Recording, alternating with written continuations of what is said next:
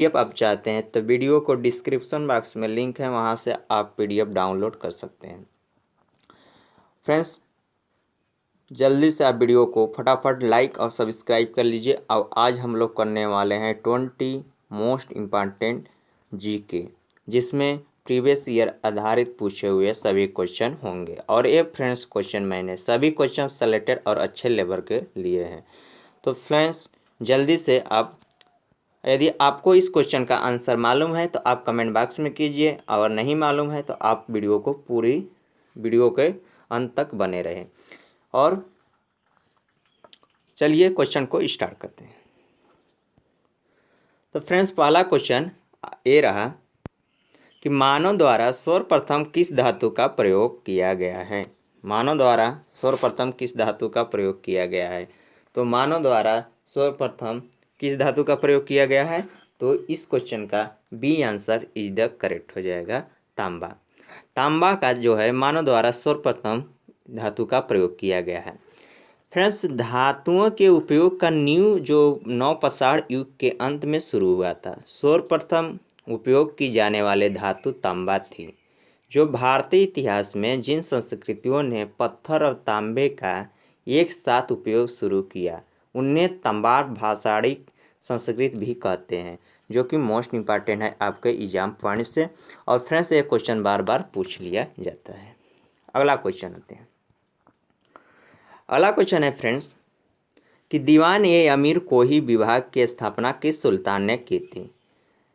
दीवान ए अमीर कोही विभाग की स्थापना किस सुल्तान ने की थी। तो किस सुल्तान ने की थी, मोहम्मद बिन तुगलक। इस क्वेश्चन का option A is the correct हो जाएगा। Option A is the correct हो जाएगा। मोहम्मद बिन तुगलक ने दीवान ए अमीर कोही विभाग की स्थापना किया था। ये सुल्तान थे, जो कि मोस्ट इंपॉर्टेंट है आपके एग्जाम पॉइंट से। अगला क्वेश्चन फ्रेंड्स, अगला क्वेश्चन है किस शासक की मंत्रिपरिषद को अष्टप्रधान की संज्ञा दी गई है। किस शासक की मंत्रिपरिषद को अष्टप्रधान की संज्ञा दी गई है, मोस्ट इंपॉर्टेंट है आपके एग्जाम पॉइंट से।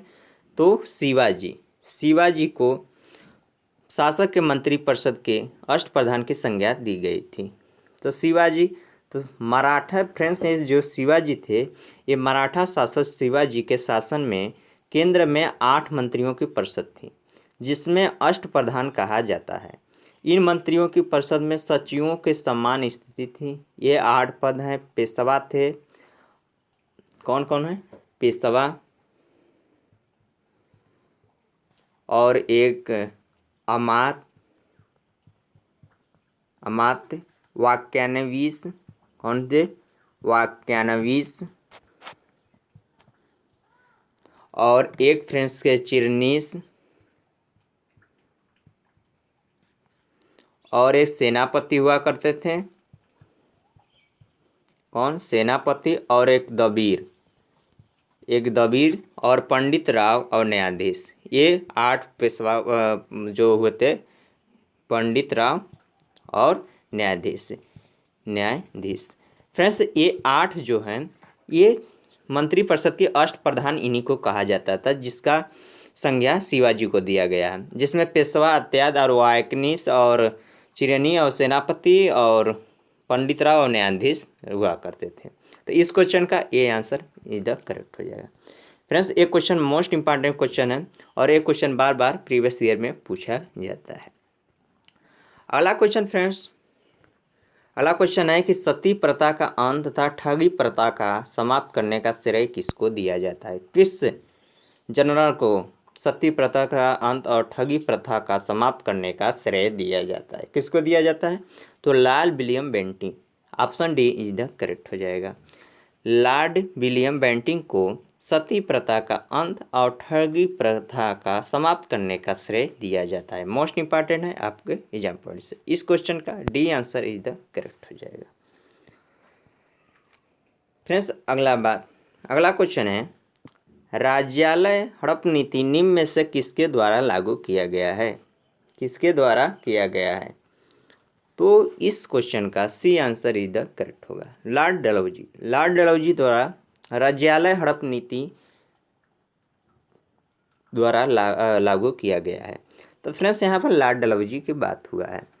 तो लॉर्ड डलहौजी जो है 1848 से 1856 तक भारत में अपने गवर्नर जनरल पद के कार्यकाल में हड़प नीति सिद्धांत लागू किया था। इस सिद्धांत के अनुसार अधीनस्थ रियासतों एवं राज्य कंपनी की स्वीकृति बिना किसी की गोद नहीं ले सकते हैं। ये इन्होंने अपना नियम लागू किया था। कौन? लॉर्ड डलहौजी, जो कि मोस्ट इम्पॉर्टेंट है आपके एग्जाम पॉइंट से। फ्रेंड्स, एक क्वेश्चन बार बार पूछे जाते हैं किसी भी कॉम्पिटिटिव एग्जाम में। अगला क्वेश्चन फ्रेंड्स, अगला क्वेश्चन है कि मुद्रा राक्षस नामक पुस्तक का लेखक कौन था? मुद्रा राक्षस नामक पुस्तक का लेखक कौन था? फ्रेंड्स, ये वेरी इंपॉर्टेंट क्वेश्चन है, बहुत बार पूछ लिया गया है। तो क्या है मुद्रा राक्षस नाटक नामक पुस्तक का लेखक कौन है? तो कौन था फ्रेंड्स? ये था आपका Vishakha Datt. Option A is the correct हो जाएगा। विशाखा दत्त मुद्रा राक्षस नामक पुस्तक का लेखक था, जो कि मोस्ट इम्पॉर्टेंट है आपके एग्जाम पॉइंट से। अगला क्वेश्चन फ्रेंड्स, यदि वीडियो को अभी लाइक नहीं किए हैं तो सबसे पहले वीडियो को लाइक कर लीजिए और सब्सक्राइब कर लीजिए। डेली बेसिस पर आपको लिए मैं वीडियो यहाँ पर अपलोड करता हूँ।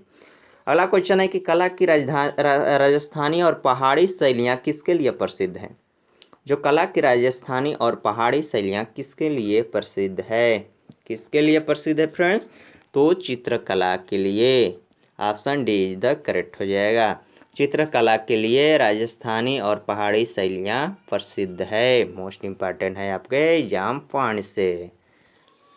फ्रेंड्स, मैंने सभी क्वेश्चन इसमें सेलेक्टेड और अच्छे लेवल के लिए हैं, जो कि आपके एग्जाम में यहाँ को क्वेश्चन देखने को मिलेगा। नेक्स्ट क्वेश्चन, यामिनी कृष्णमूर्ति किस नृत्य शैली के लिए विख्यात है?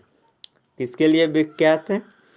तो भरतनाट्यम के लिए। भरतनाट्यम के लिए यामिनी कृष्णमूर्ति नृत्य शैली विख्यात है, मोस्ट इम्पॉर्टेंट है आपके एग्जाम पॉइंट से। अगला क्वेश्चन फ्रेंड्स, अगला क्वेश्चन है कि लंदन किस नदी के किनारे स्थित है? ये क्वेश्चन बार बार पूछ लिया गया है। इस बार देखिए 2018 में एसएससी के प्री में पूछा हुआ मोस्ट इम्पॉर्टेंट क्वेश्चन है। लंदन किस नदी के किनारे स्थित है? तो लंदन किस नदी के किनारे स्थित है? तो London Thames. Option B is the correct answer हो जाएगा। टेम्स नदी के किनारे लंदन स्थित है, मोस्ट इम्पॉर्टेंट क्वेश्चन आपके एग्जाम पॉइंट से। अगला क्वेश्चन है फ्रेंड्स, अगला क्वेश्चन है कि भारतीय मानक समय आधारित है। भारत का जो मानक समय है वो किस पर आधारित है? तो किस पर आधारित है? 82 डिग्री 30 मिनट पश्चिम देशांतर पर, यानी option D is the correct हो जाएगा। इस क्वेश्चन का option D is the correct हो जाएगा। 82 / 30 मिनट पश्चिम देशांतर पर स्थित है। फ्रेंड्स, भारत मानक समय जो है 82 / 30 मिनट पश्चिम देशांतर रेखा को माना गया है।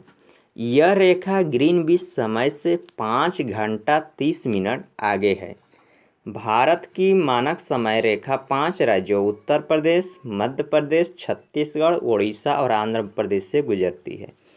क्वेश्चन एक बार बार पूछ लिया जाता है कि भारत का मानक रेखा किन किन राज्यों से गुजरती है? तो 5 राज्यों से फ्रेंड्स गुजरती है। 5 राज्यों से गुजरती है। कौन कौन? तो मैंने बताया यूपी, एमपी यानी उत्तर प्रदेश, मध्य प्रदेश, छत्तीसगढ़ और उड़ीसा और आंध्र प्रदेश। मोस्ट इम्पॉर्टेंट है आपके एग्जाम पॉइंट से। अगला क्वेश्चन है कि पृथ्वी के अतिरिक्त किस ग्रह पर वायुमंडल पाया जाता है? पृथ्वी के अतिरिक्त किस ग्रह पर वायुमंडल पाया जाता है? तो किस पर पाया जाता है फ्रेंड्स? मोस्ट इम्पॉर्टेंट क्वेश्चन है। तो पृथ्वी के अतिरिक्त किस ग्रह पर वायुमंडल पाया जाता है? तो मंगल ग्रह पर, यानी इस क्वेश्चन का B answer is the correct हो जाएगा। पृथ्वी के अतिरिक्त मंगल ग्रह पर भी वायुमंडल पाया जाता है। B answer is the correct हो जाएगा, मोस्ट इंपॉर्टेंट। फ्रेंड्स, ये क्वेश्चन बहुत कन्फ्यूजिंग क्वेश्चन है, लेकिन ये क्वेश्चन आपके एग्जाम में भी बहुत बार पूछ लिया गया है। इस क्वेश्चन को आप अच्छी तरह देख लीजिएगा। अगला क्वेश्चन फ्रेंड्स, अगला क्वेश्चन है कि नीला ग्रह के नाम से जाना जाता है। वेरी इंपॉर्टेंट क्वेश्चन और बहुत सिंपल क्वेश्चन भी है। तो नीला ग्रह के नाम से भी जाना जाता है, किसको जाना जाता है नीला ग्रह के नाम से? तो पृथ्वी को नीला ग्रह के नाम से भी जाना जाता है। ये क्वेश्चन आपको मोस्ट इंपॉर्टेंट क्वेश्चन है कि पृथ्वी को भी नीला ग्रह के नाम से जाना जाता है। मोस्ट इंपॉर्टेंट क्वेश्चन है, नीला ग्रह के नाम से भी जाना जाता है पृथ्वी को। अगला क्वेश्चन फ्रेंड्स, अगला क्वेश्चन है कि भारतीय रिजर्व बैंक का राष्ट्रीयकरण किया गया था। कब किया गया था? भारतीय बैंक का राष्ट्रीयकरण कब किया गया था? तो भारतीय रिजर्व बैंक का राष्ट्रीयकरण किया गया था कब? 1949 में। इस क्वेश्चन का C answer is the correct हो जाएगा। भारतीय रिजर्व बैंक का राष्ट्रीयकरण 1949 में किया गया था। मोस्ट इंपॉर्टेंट है आपके एग्जाम पॉइंट से। अगला क्वेश्चन है फ्रेंड्स कि भारतीय विदेश व्यापार संस्थान कहाँ स्थित है? भारतीय विदेश व्यापार का संस्थान कहाँ स्थित है? तो कहाँ स्थित है? नई Delhi. Option A is the correct हो जाएगा। तो नई दिल्ली में भारतीय विदेश व्यापार संस्थान स्थित है। मोस्ट इंपॉर्टेंट है आपके एग्जाम पॉइंट से। अगला क्वेश्चन है फ्रेंड्स, भारत में कार्यपालिका का अध्यक्ष कौन होता है? भारत में कार्यपालिका का अध्यक्ष कौन होता है? तो कौन होता है फ्रेंड्स? तो भारत में कार्यपालिका का अध्यक्ष जो होता है कौन होता है? राष्ट्रपति होता है। कौन होता है? राष्ट्रपति होता है। तो भारत में कार्यपालिका का अध्यक्ष राष्ट्रपति होता है। फ्रेंड्स, भारतीय संघ की कार्यपालिका का प्रमुख राष्ट्रपति अनुच्छेद 52 के अनुसार होता है। ये आर्टिकल 52 के अनुसार यानी 52 के अनुसार संघ की संपूर्ण कार्यपालिका शक्ति राष्ट्रपति में निहित होती है। राष्ट्रपति देश का कार्यकारी अध्यक्ष होता है। ये आर्टिकल 53 में कहा गया है। किसमें कहा गया फ्रेंड्स? आर्टिकल 53 में। मोस्ट इंपॉर्टेंट है आपके एग्जाम पॉइंट से।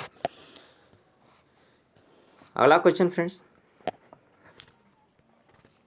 अगला क्वेश्चन है कि भारतीय संघ की शक्ति किसमें निहित होती है? भारतीय संघ की शक्ति किसमें निहित होती है? Very important, most important question. तो भारतीय संघ की शक्ति किसमें निहित होती है?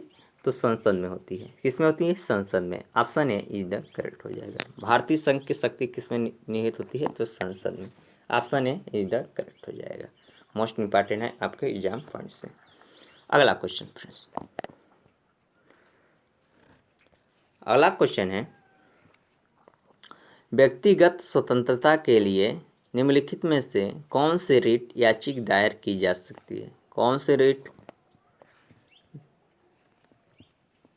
व्यक्तिगत स्वतंत्रता के लिए निम्नलिखित में से कौन से रिट याचिका दायर की जा सकती है? कौन से की जाती है फ्रेंड्स? तो हेबियस कॉर्पस यानी बंदी प्रत्यक्षीकरण। ये क्वेश्चन बहुत वेरी इंपॉर्टेंट है फ्रेंड्स। इस क्वेश्चन का B answer is the correct हो जाएगा। ये क्वेश्चन लगातार 5 बार पूछा हुआ है लगातार। सोच लीजिए आपके एग्जाम पॉइंट से कितना इंपॉर्टेंट हो सकता है। तो इस क्वेश्चन का B answer is the correct हो जाएगा। अगला क्वेश्चन फ्रेंड्स, अगला क्वेश्चन है कि भारतीय संविधान के किस अनुसूची में राजभाषा उल्लेख है? भारतीय संविधान के किस अनुसूची में राजभाषा का उल्लेख है? तो किसमें है? 8वीं में। 8वीं में भारतीय संविधान के अनुसूची में राजभाषा का उल्लेख है। फ्रेंड्स, मोस्ट इंपॉर्टेंट है आपके एग्जाम पॉइंट से। अगला क्वेश्चन फ्रेंड्स, अगला क्वेश्चन फ्रेंड्स है कि निम्नलिखित में से कौन सी शर्त भारत की नागरिकता प्राप्त करने के लिए नहीं है?